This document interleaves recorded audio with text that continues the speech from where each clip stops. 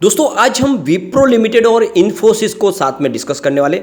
दोनों ही कंपनियों में पॉजिटिव माहौल बनना शुरू हो चुका है। काफ़ी ज़्यादा गिरावट हो चुकी थी, अब यहाँ पे स्टॉक में फिर से तेजी का वातावरण बनने वाला है।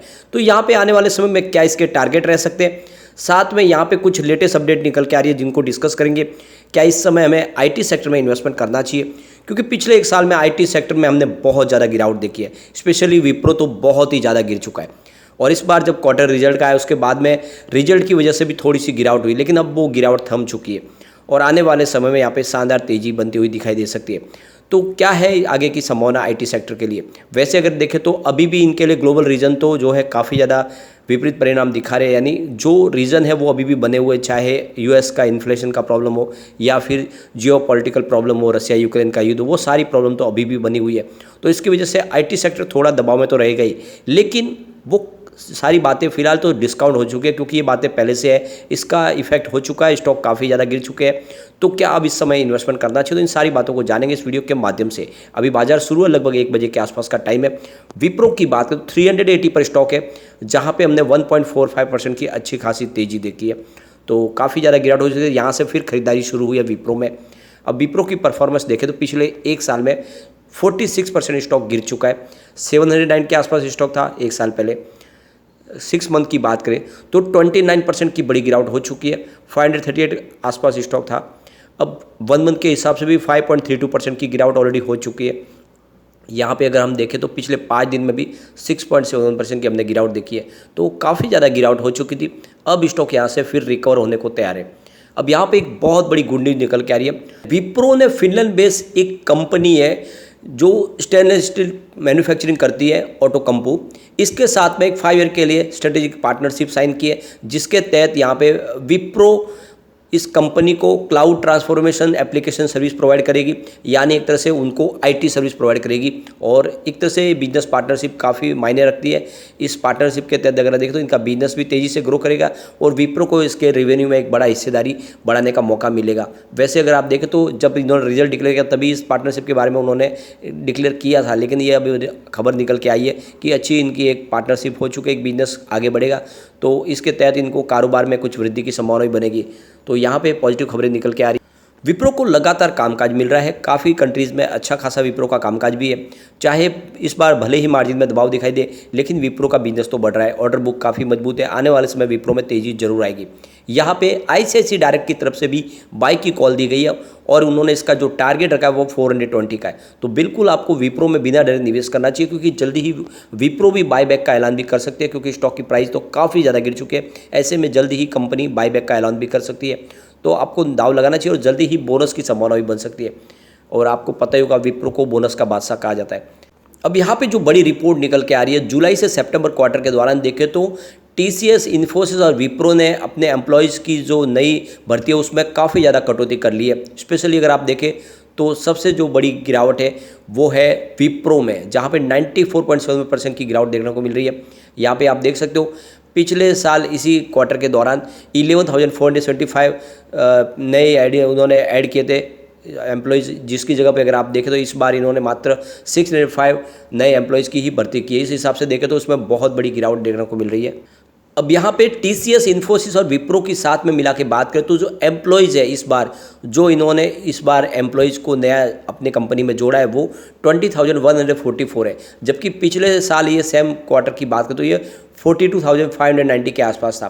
तो इस हिसाब से आप देख सकते हो कि बहुत ज़्यादा इस बार कमी रही है और सब कंपनियों ने इस बार एम्प्लॉयज़ के नई भर्ती में काफ़ी ज़्यादा आप देखो तो कमी रखी हुई है। उसके पीछे वजह यह है कि रसिया यूक्रेन का युद्ध हो रहा है, इसका इनके बाज़ार पे इफेक्ट देखने को मिल रहा है। ऑयल क्राइसिस हो रहा है, यूएस स्लो डाउन है और ये इन्फ्लेशन वगैरह जो सारी प्रॉब्लम है, ग्लोबल रीजन काफ़ी ज़्यादा, इस वजह से ग्लोबल मार्केट में इनका बिजनेस काफ़ी ज़्यादा इफेक्ट कर चुका है। और ऐसे में ये कंपनियाँ अब नए एम्प्लॉयज़ को और भर्ती करके अपने ऊपर और ज़्यादा लोड नहीं बढ़ाना चाहते। पिछले साल 2 साल पहले की बात करें तो कंपनियां बहुत एग्रेसिव तरीके से जॉब दे रही थी और काफ़ी ज़्यादा उनको अच्छे ऑफर भी दे रही थी, लेकिन अब कंपनियां उन पे कटौती कर रही है, उनके वेरिएबल अमाउंट को भी काटा जा रहा है। दूसरी तरफ नए जो एम्प्लॉय जिनको ऑलरेडी पहले से सिलेक्शन हो चुका है उनको भी फिलहाल अब कंपनी में नहीं लिया जा रहा है। पिछले 6 महीने से वो इंतजार कर रहे हैं कि कब उनको कंपनी बुलाएगी, लेकिन अभी भी वो वेट ही कर रहे हैं। तो ये देखें तो सारा का सारा जो मामला है इस बार काफ़ी ज़्यादा टेंशन वाला है कंपनियों के लिए। तो विप्रो में जिस तरह से काफ़ी ज़्यादा दबाव देखने को मिला रिजल्ट में, तो इस बार विप्रो ने अपने नए एम्प्लॉयज़ की भर्ती में काफ़ी ज़्यादा कमी रखी है, यानी लगभग 96% उन्होंने एम्प्लॉयज़ इस बार कम अपनी कंपनी में जोड़े हैं। अभी यहाँ पे इस मौके पे देखें तो सीईओ और एमडी थियरी डेल पोर्टे की तरफ से कहा गया कि इस बार भले ही हमें कंपनी ने रिजल्ट में कुछ थोड़ा सा दबाव भले ही दिखाई दिया हो और थोड़ी सी हमें इस समय मायूसी ज़रूर हाथ लगी है, लेकिन आने वाले समय में डिमांड में कोई कमी नहीं होगी, बिजनेस हमारा फिर से बढ़ेगा और जल्दी ही हम फिर से नए जॉब की भर्ती भी निकालेंगे। कुल मिला के आने वाले समय फिर से पॉजिटिव माहौल जरूर बनेगा और जैसे ही बनेगा तो फिर नई यहाँ पे भर्ती भी होगी, लेकिन फिलहाल जितनी भी आईटी कंपनियाँ वो नए एम्प्लॉयज़ को भर्ती नहीं ले रहे हैं। तो कुल मिला के आप देख सकते हो कि आईटी सेक्टर में काफ़ी ज़्यादा प्रॉब्लम चल रही है। उसका नतीजा है कि प्राइस भी काफ़ी गिर गई है, लेकिन नज़रिया अगर आपका लॉन्ग टर्म का, यानी 2 से 3 साल के लिए अगर आप निवेश कर सकते हो तो ये आईटी सेक्टर काफ़ी अच्छा है। और इसमें स्पेशली विप्रो और इन्फोसिस दोनों स्टॉक ऐसे अच्छे हैं जो आने वाले समय आपको बहुत ही अच्छा रिटर्न भी दे सकते हैं और आने वाले साल 2 साल में बोनस की संभावना भी जरूर बनेगी। तो आपको इन्वेस्टमेंट कर लेना चाहिए विप्रो में। इन्फोसिस की अगर बात करें अब तो 1503 के आसपास स्टॉक है, अभी 1:15 का टाइम है, 0.89% की तेजी है। और आप देख सकते हो इन्फोसिस की परफॉर्मेंस देखें तो करीब पिछले 1 साल के हिसाब से 16% स्टॉक ऑलरेडी आपको यहाँ पे डिस्काउंट में मिल रहा है और यहाँ पे पिछले 6 महीने के हिसाब से देखें तो स्टॉक में 7% की गिरावट ऑलरेडी हो चुकी है, लेकिन 1 मंथ के हिसाब से देखें तो स्टॉक में हमने 8.09% की शानदार तेजी देखी है, क्योंकि रिजल्ट अच्छा था। उस रिजल्ट के बाद में यहाँ पे पॉजिटिव माहौल बना। पिछले 5 दिन में भी स्टॉक में 5% की शानदार हमने तेजी देखी है। अब यहाँ पे आईसीआईसीआई डायरेक्ट की तरफ से इन्फोसिस को लेकर भी बाय की कॉल दी गई है और उनका कहना है कि आपको इन्फोसिस खरीदारी करनी चाहिए और उनका जो टारगेट रखा गया वो 1670 का है, तो बिल्कुल आपको निवेश करना चाहिए इन्फोसिस में। जैसे कि इस बार इन्फोसिस ने बहुत ही ज़बरदस्त अपना रिजल्ट पेश किया है, साथ में उन्होंने बहुत ही शानदार डिविडेंड का डिक्लेयर किया, यानी 16.50 यानी 16.5 रुपये का डिविडेंड डिक्लेयर किया है पर शेयर, जो काफ़ी शानदार है। साथ में कंपनी बायबैक का ऐलान भी कर चुकी है। कंपनी 9,300 करोड़ रुपीज़ के शेयर वापस खरीदने जा रही है और उनकी तरफ से कहा गया है कि हम इन शेयरों को खरीदेंगे और जो प्राइस हाईएस्ट रखी है वो 1850 के आसपास, यानी 1850 के आसपास शेयर खरीदे जा सकते हैं, उससे ऊपर नहीं खरीदेंगे। लेकिन ये देख सकते हो 1850 की प्राइस काफ़ी ऊपर है और इस हिसाब से यहाँ पे काफ़ी शानदार अट्रैक्शन भी पैदा हो गया है। इस बार इनका रिजल्ट भी बहुत ही बेहतर रहा है। देखेंगे तो इनका जो कंसोलिडेटेड नेट प्रॉफिट है उसमें 11.10% की ज़बरदस्त बढ़त देखने को मिल रही है, तो रिजल्ट काफ़ी अच्छा रहा है इस बार। और आप देख सकते हो कि इस बार जो प्रॉफिट रहा है इनका 6,021 करोड़ रुपीज़ का है, जबकि पिछले साल ये 5,421 करोड़ रुपीज़ के आसपास था, तो काफ़ी ज़बरदस्त रिजल्ट रहा है इस बार। और यहाँ पे बाय बैक का अट्रैक्शन भी है, तो ऐसे में आपको इन्फोसिस में जरूर खरीदारी करनी चाहिए। इन्फोसिस आने वाले समय आपको मालामाल कर सकता है। और यहाँ पे अगर देखें तो इसकी रेटिंग भी बहुत ही अच्छी है, मास्टर रेटिंग 5 स्टार में से 3 स्टार की रेटिंग निकल के आ रही है। इसकी ईपीएस स्ट्रेंथ देखें तो वो भी 5 स्टार में से 3 स्टार की रेटिंग है, जो काफ़ी अच्छी कही जाएगी। लेकिन बायर डिमांड फिलहाल यहाँ पे एवरेज है, यानी 5 स्टार की रेटिंग में से यहाँ पे सिर्फ 2 स्टार की रेटिंग निकल के आ रही है।